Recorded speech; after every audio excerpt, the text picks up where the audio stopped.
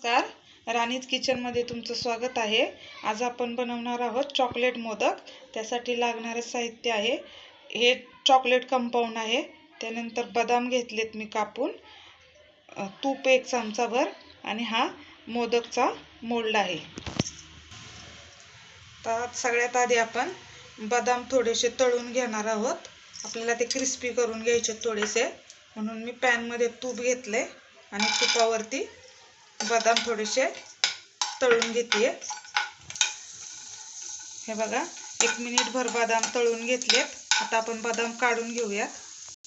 आता आपण चॉकलेट वितळून घेणार आहोत। त्यासाठी काय करायचंय, हे बघा, हे खालच्या मोठ्या भांड्यात मी पाणी घेतलंय आणि पाणी उकळल्यावरती वरती एक पातेलं ठेवायचंय आणि त्यात कंपाऊंड टाकून घ्यायचंय आपल्याला सगळं।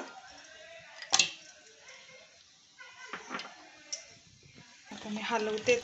हे बघा, आपलं चॉकलेट आता वितळायला लागले। बघा, आपलं चॉकलेट आता पगळायला लागलेलं आहे। आपल्याला सगळं पगळून घ्यायचंय पूर्णपणे। हे बघा, चॉकलेट आपलं आता वितळत आलेलं आहे पूर्णपणे। हे बघा, आपलं चॉकलेट पूर्णपणे पगळलेलं आहे। आता आपण मोदक बनवून घेऊयात। मोल्ड मध्ये आधी थोडंसं चॉकलेट टाकून घ्यायचं, टाकायचा आणि वरून परत चॉकलेट टाकून घ्यायचं। चॉकलेट टाकायचं थोडंसं, त्यानंतर बदाम आणि वरतून परत चॉकलेट टाकून घ्यायचंय।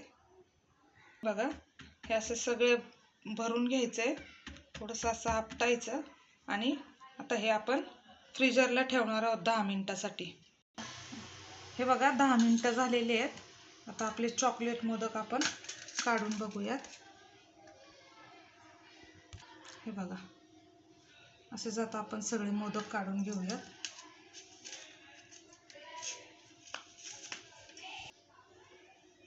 हे बघा, आपले चॉकलेट मोदक आता तयार झालेले आहेत।